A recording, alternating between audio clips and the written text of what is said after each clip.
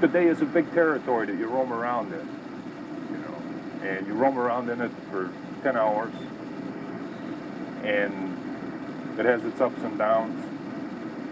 But at the end of, at the end of the 10 hours, it was your day. Williams is an ex-Marine and former graduate student who found he had more fun in the cab business than he did in academia. He also helped form the Guild of Taxi Drivers in 1975, which now represents most Minneapolis drivers.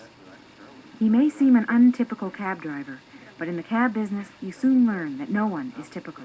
Everybody is in between situations when they're driving cabs. Sometimes they're in between for like 20 or 25 years. But Al Milstein is president of the Guild of Taxi Drivers and helped negotiate a recent contract at Blue and White, where he's been driving for 7 years. Jimmy Harris, also with Blue and White, is a driver of 30 years who started part-time to supplement a former business.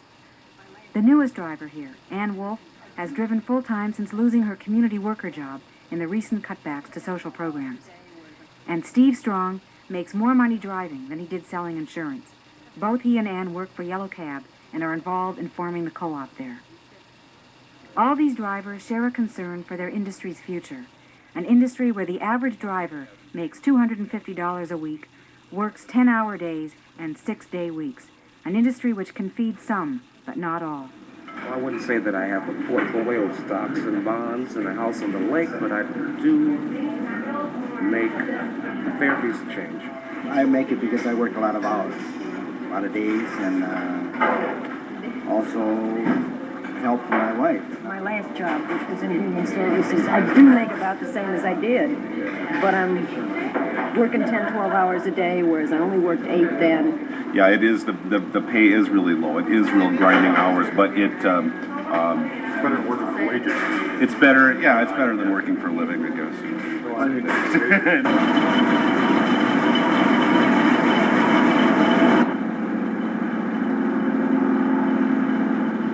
I was north once, and there was 7 cabs sitting there. Jesus. So it doesn't looks like a Blue Monday, really, Larry. I think it's time to go to the airport. There ain't nothing down here. Well, I don't know. I'm second up here, and if I don't get anything decent out of here right now, that's where I'm going. The Catholic Youth Center? Are you in with a convention? Well, it's a workshop. What kind of workshop? Johnson Institute. Oh, the Johnson Institute, the alcohol people. 95 cents, and it's just like, Is it clicking again? yeah, really. Can't you put it on slow, They're laughing now, but they also agree the latest rate hike has hurt business, even though taxi fares have risen less than other commodities. The solutions vary from the co-op's desire for new taxi services, like ride-sharing, all the way to government subsidies, since taxis are part of mass transit. But whatever, one thing is for sure, cabs are tied to the life of the city. The dome's coming. I think that's going to bring us a lot of business. Well, somehow I see that as like a shake of the dice. The city's saying, we're going to build all this stuff and we're going to roll a 7, and then, because also build all these buildings, city center, the dome and everything, and what if they don't get filled up? Monday morning, there really isn't anything you can do right. It's a luck operation. Like today is a real bummer. Been out an hour and a half, 2 hours, and got a $2.35 fare. So why isn't business good anymore? Nobody has money to ride cabs. The welfare people quit riding. Work people quit riding. Air traffic's down. Bus traffic's down. Okay, I mean, is business good, bad, or terrible? It's terrible. If it gets any worse, we're not going to survive.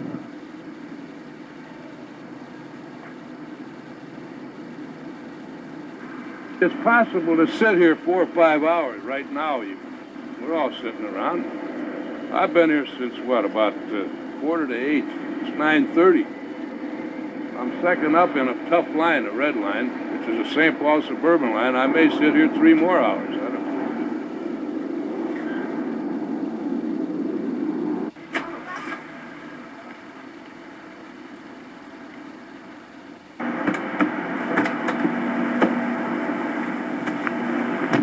Somebody was telling me about a new mall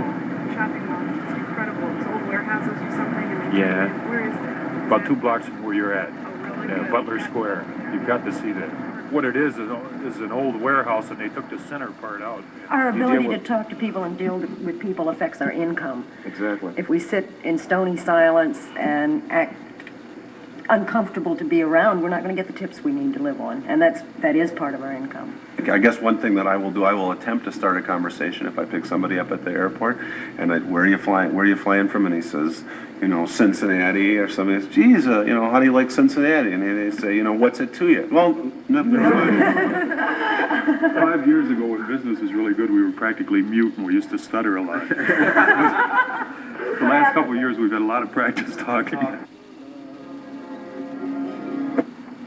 A bit earlier, David, you mentioned the advertising. You know, when people get old, the past gets much larger than the future. You see that? Most of their life is back there, and there's a little bit of it ahead, so they dwell a whole lot more on what was back there. You know, when you're driving cab, a day is like that. You know, you get around 2 o'clock in the afternoon, most of the day's back there. You've done what you're going to do. There's just a little shot ahead, you know. And the mind begins to go back over the things that happened. I was at the bus station. I should have been over to Hyatt, or, you know, a good thing I went directly down to the Radisson this morning because a guy popped out and went to the airport. Maybe it was a good day, maybe it was a bad day.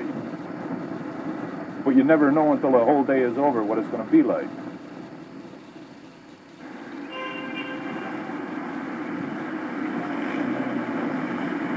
So what do you think lies in your future as a cab driver? Well, I'm one of the people I was talking about that's been around for a long time, and I'm committed to it. I'm going to do it as long as I can. How long do you think you can do it? I'm going to make it through this year. And I'm going to make it through next year, too.